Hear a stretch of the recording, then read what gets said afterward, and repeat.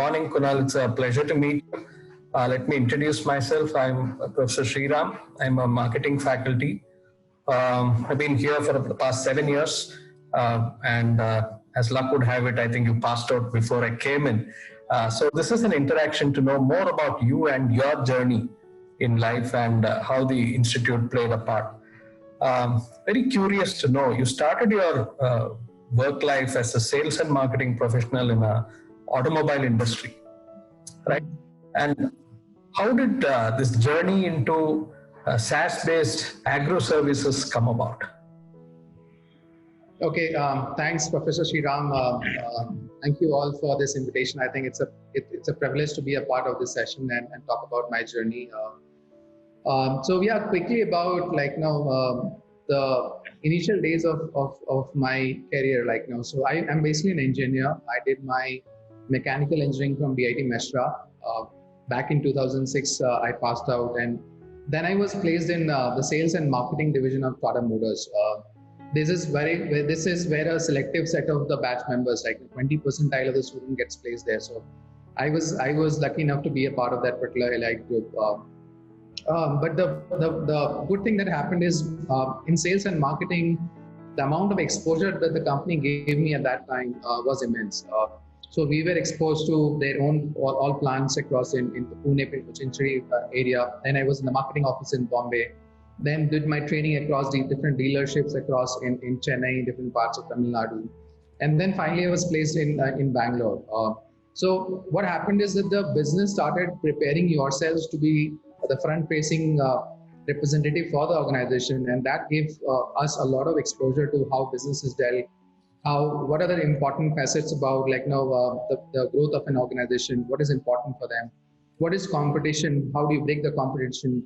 How is customer playing a very important role in the growth of your organization? What is good? What is bad?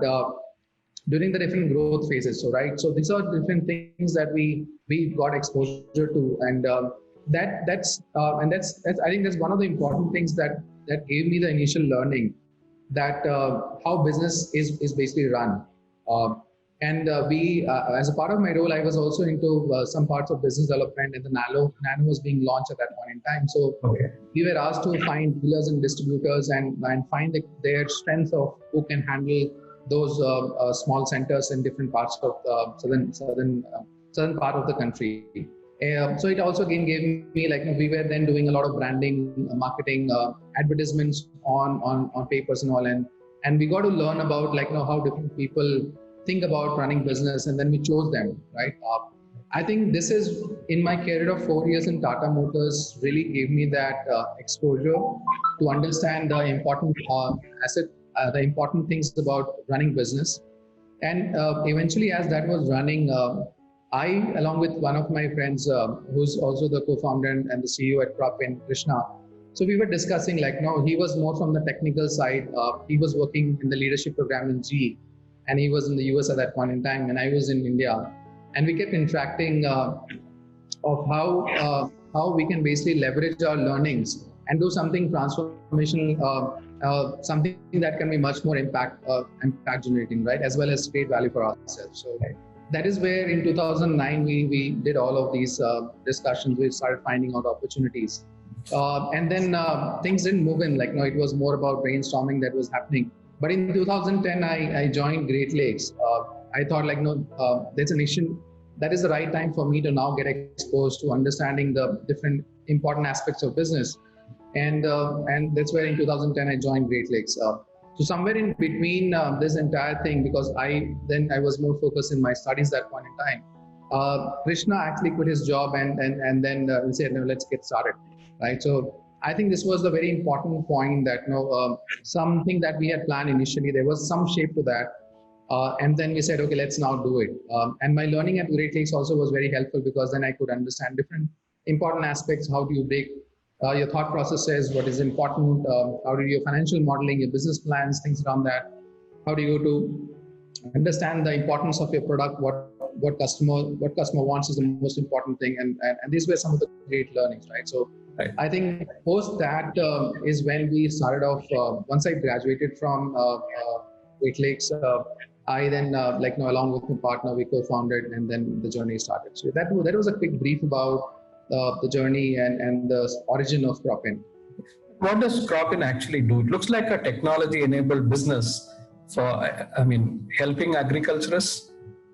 Yes. So yeah, it's basically an AI-led agri-tech company now. Okay.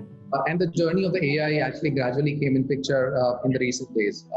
But when we started Cropin, the vision that we carried is that we would basically increase the per acre value of agriculture. Okay. And that was inspiring for us because we really saw that the challenges were there immense in agriculture sector. And we were there in Bangalore. And then we kept on hearing news that tomatoes in Chikbalapur, which was hardly around 80-90 kilometers from Bangalore, was thrown out. And the farmers were not able to sell those tomatoes. And while on the retail shelves, we were buying it at 20 rupees at the same time, which was really very, very, very difficult for us to digest. So that's where we started getting deeper into that, understanding the why agriculture is having those important problems. And as we realized, we found that there is actually no technology which is really connecting the dots across the value chain in agriculture, which means the information of where the farmer is located, what is he growing, how much is his acreage, what is the outcome that is going to come out at some point in time. These were not available to the value chain, which means businesses which were interacting with the farmers. Right. And this was all done manually in some papers and Excel sheets and things like that. So obviously there was a gap where technology could have really played that particular role. With that as the vision, we started thinking about a platform where mobile would be the first medium interaction at the field level, where we would deploy the mobile application, give it to the extension workers of these organizations. And while they are doing anything, either they are doing agronomy, they are giving their inputs, they are buying officers. So all of them will be deployed with the mobile-based applications, and they can then collect this information back from them. So this would basically connect the farmer location information through the enablement of the field team, and the businesses would now be knowing real time what's happening at what point in time.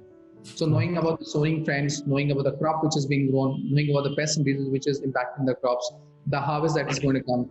Basis this, the entire set of knowledge would be then deciding on which the business could take decisions. So essentially the customers are people who procure directly from farmers. It could be organizations or it could be those wholesalers or something like that. Yeah, so it started off with that journey where we started working more on the production side because we thought that we will first bridge that gap between the production cycle.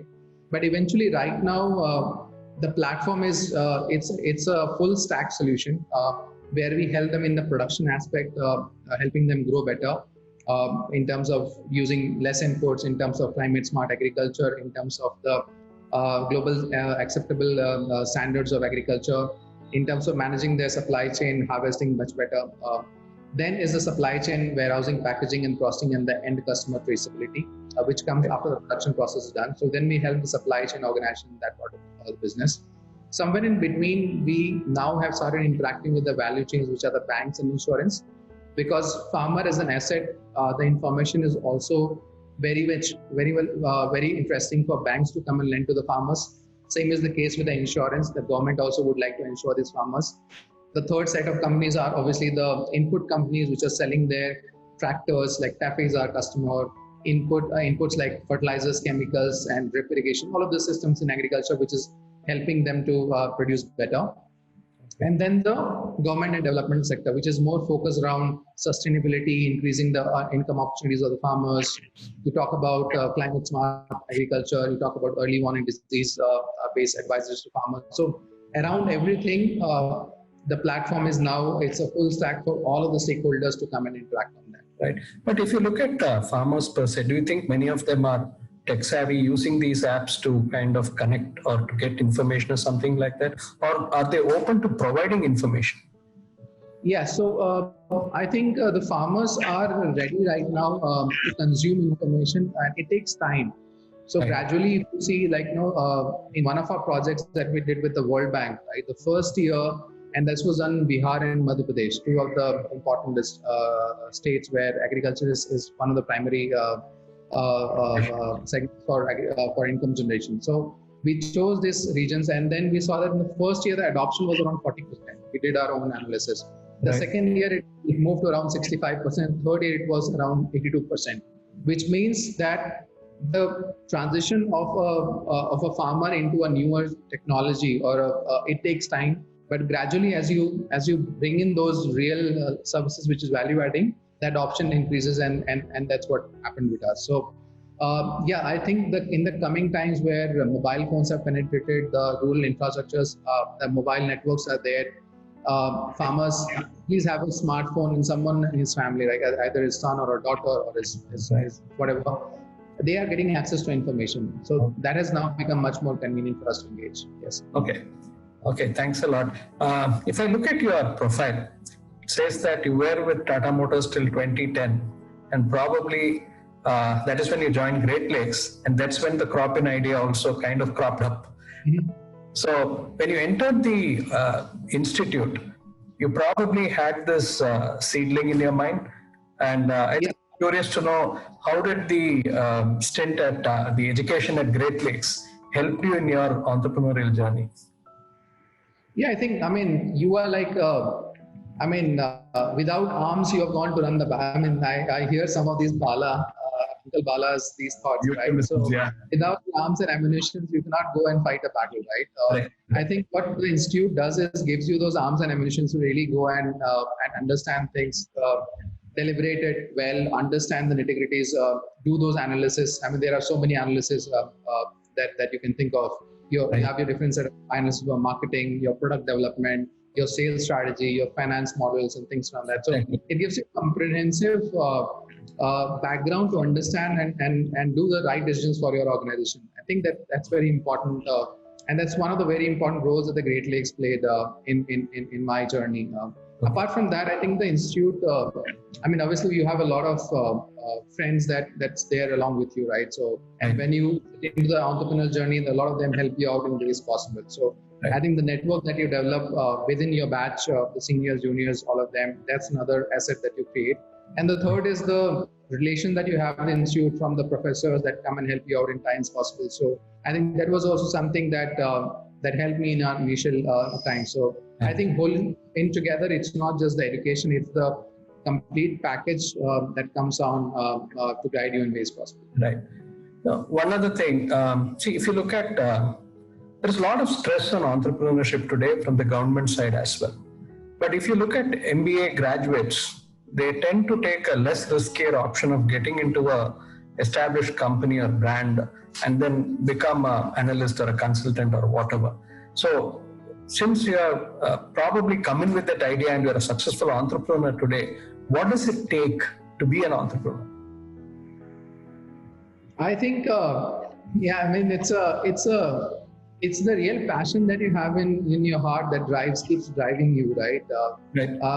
And it's a very challenging journey, but it's very rewarding as well in the side by side, right? It's not only rewarding that you're happy with what else you have been able to achieve, but it's also the learning that you get all together, the networks that you develop. So I think the biggest thing is that it keep driving you with your passion. That's the most important thing. If you have passionate, and when you have investors which invest in early stage startups, they just look at the idea and then look at the founders, right? If these founders are passionate enough, they will find ways, right? And you will find into your right solution. So I'll just give you one quick story about our journey initially. When we ventured into agri, right? We thought that the business model was very different. We thought we would directly go and work with the farmers, right? And then we will go to these farmers, we'll give them the complete agronomy, because production, if you see again, data says that the production in India is much lower than that's where in other developed countries. We said, okay, let's then tackle this particular problem. And we will then go to the farmers' doorstep, we will give them advisories. All of these things will happen through a trained agronomist that we'll hire. And then at the end of the season, we'll charge them 500 rupees per farmer. And then you can obviously on the Excel, you can extrapolate those models and some business model comes out, right? Right. We did that in the first 6 to 8 months, we actually invested around 6 to 8 lakhs. We set up a small office, we did our own kiosk, we did a lot of these travels, branding. At the end of the 6 to 8, almost 8 months, we invested around six to 7 lakhs, all of the money that we had initially. And those times, 6 to 7 lakhs was money. So we did that. And at the end, we earned almost 6,000 rupees, right? So with an investment of 6 lakh, you get a return of 6,000 rupees. I mean, there's no brainer. Things are not working. There's something correct, right? And that's where we tweaked our model, right? So this is where you, as an entrepreneur, the biggest challenge comes when you fail, right? And many people have seen, like, and you say when we talk about entrepreneurship, 8 out of 10, like, somewhere in the initial phase of the journey, drop out, and then they join the careers, right? So we failed as well, right? But I think the passion just took us that, let's find another option. And then we went to the B2B route. Directly, let's now work with the businesses which are engaged with these farmers and solve their problems. And then we started doing that. After 6 more months of doing a pilot with NDDB, which is Safal, Right. I gave it 3 pilot, but we said, I want to work with you because I want to learn that how agriculture is being done. Right. So then we learned it with them. We built a product, and they referred us to a couple of their own colleagues, which were in ITC, Field Fresh, Bharti Field Fresh, and PepsiCo and all. And that's where we started building a relationship. But I think that passion is the only thing that is very, very fundamental to being a successful entrepreneur. And then obviously you keep learning and learning. It's not one thing that I am very bullish about, that this is what I want to do, but see how the response is there. Do the customer see the value? In my first product that we had, the farmer didn't see the value, and I was not paid, which means that the product is not adding value. Even if I would have spent $1 million in that, the result would have been the same. We built a model, something that was creating value for my customers. The customer paid for the product for which I had created, and that was a successful business model on which I could build on. So you went on to B2B first, and now you're getting into B2C, which is the... So it was B2B initially as well. So right now also we are an enterprise. We are not still going to the farmers. We work with the likes of all businesses, and it's all B2B. It's a SaaS-based platform that we offer. And we work with all B2B, like we work with Syngenta, which is using our platform across in around 32 different countries. Right. Syngenta is the largest seed company for that matter. We work with BASF, we work with Heineken, we work in India with Pepsi, ITC, we work with McCain's, the likes of these organizations. Right. So if I take the passion, how good the idea is, adaptability, what about resilience? I mean, as you keep facing challenges and failures, have you faced any such thing in your journey? I think, yeah, that's right. Resilience is also, it gets tested, and there are many more words that you can add. But I think resilience is also very important because, again, it's like a sine curve, right? It never goes upward, right? Sometimes it will go down, then it will go up, then it will go down. Many times you will, in our initial journey, our funds were all spent, and we had an employee, we had to pay them salaries. But the passion that we drove our team together, we could actually hold them for another 3 to 4 months by not paying them, and still they are working day in and day out for your vision, and then we are creating a product, and then we are going to the customer, and then you are then approaching investors, getting those things. So I think that resilience is very important, and it's a challenging journey initially, and if you can have a strong willpower to create that thing around you that this is going to work out. Just hold on together for some more time within you as the founding team, plus also the people, your colleagues who are working with you. That's important, and I think that's what drives businesses to success. Right. Okay. One last question. You have seen the entrepreneurial landscape over the past 1 decade, right? The challenges may have been different when you started. And today, if somebody is starting, the challenges would be different. So what is your message to the existing Great Lakers and future Great Lakers in terms of entrepreneurship? How the landscape has changed? What is your message? Is entrepreneurship a good thing, or it's better to get into a less riskier option? Your takeaway for the students, current and future ones. Yeah, I would. To be very fair, I think people who are, it's not that people who have fail not learned from it. I think failures also give you great learnings. Right. And many of my friends tried things earlier and they failed, and but right now they are doing much better in their own careers, because then you start that ownership. The behavior of ownership comes when you really think that pride in doing whatever you're doing, right? That's the inherent nature that you build up, right? And that's why we also favor a lot of entrepreneurs that would not have been successful in their ventures, but we would then certainly look out for those people to hire. That's my first priority, because that basic trait comes along with those set of guys. So one of my suggestions obviously would be that it's a great opportunity right now. Technology, I mean, different segment, but talking about more on technology, I think it's a great landscape to be in technology-based solutions which can basically help you to drive change. And the investor landscapes have become much more friendlier right now. Earlier, you would not get those different stage of investors. Now there are angel investors, there are the pre-series A, series A. And you have a list of investors. If you have the right idea, they can easily come and invest in you. Right.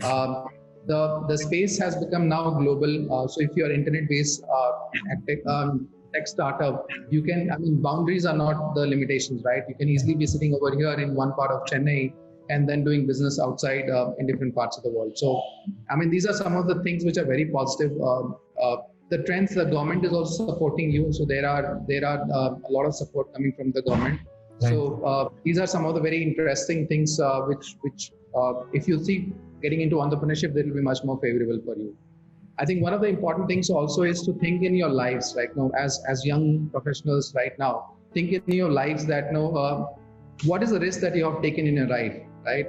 And sometimes when you actually think about that, have I taken a big risk that let me try it out, right? And see what it takes me to. If you've not taken that, then try it out once. And I think entrepreneurship is the best way, being a great leader, to take that big risk, but looking for the big reward also coming in your lifetime. Right.